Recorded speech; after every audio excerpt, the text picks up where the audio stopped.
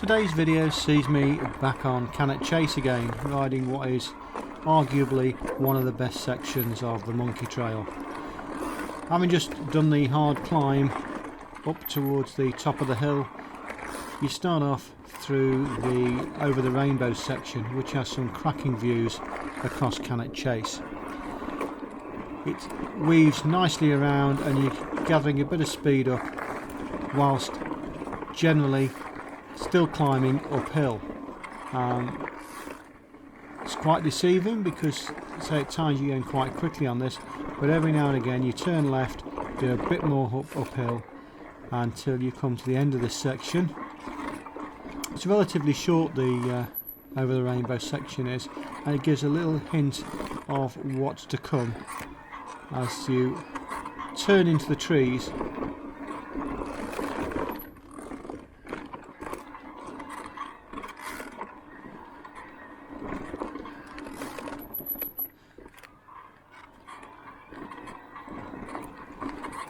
This is the last climb now. As you turn around here, you see the signs for potted gold. So you start to pick up a bit of speed, as you can see down here, and this momentum slowly gathers down here. You head towards what is quite an intimidating drop after the first couple of bends. It sort of drops over a rock slab. It takes a few times doing that to realise that you can actually go full tilt down there without going over the bars, as long as you keep your hands off the front brake. And from there on in, it just weaves on down. It's quite bumpy in places. The camera stays quite stable on the chest mount. DJ Osmo is very good at this sort of stuff, and the trail flows quite rapidly on. It really benefits from being a bit damp, this trail does, and after the recent rain we've had, the trail's running very fast, and I could probably go a lot faster if I had the nerve to do it, but I haven't. So I'd say the speed on this section is purely limited by your ability rather than the conditions.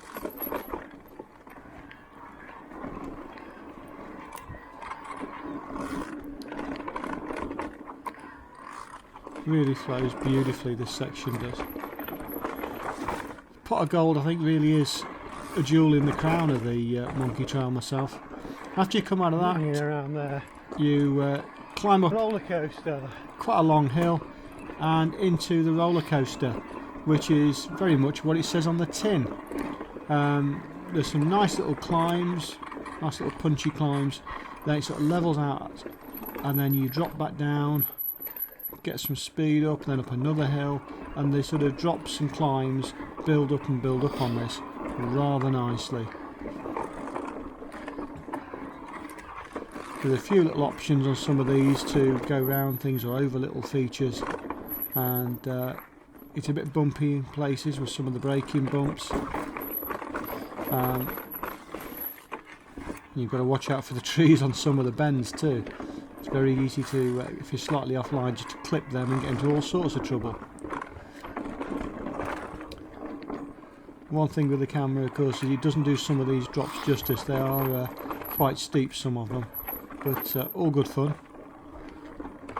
And this sort of up and down sort of carries on for the first half of roller coaster, and then you could have come around this bend and go into a bit of a climb. Like all roller coasters, you have to climb do some of the ups to get some of the downs, of which we're coming into one now, and that flows really well, that one does. This then carries on now towards the end of the section. If you've enjoyed this, thanks for watching, and think about giving us a bop on the like button. We'd appreciate that, and let us know what you think in the comments. And maybe even consider subscribing if you want to see more of this stuff.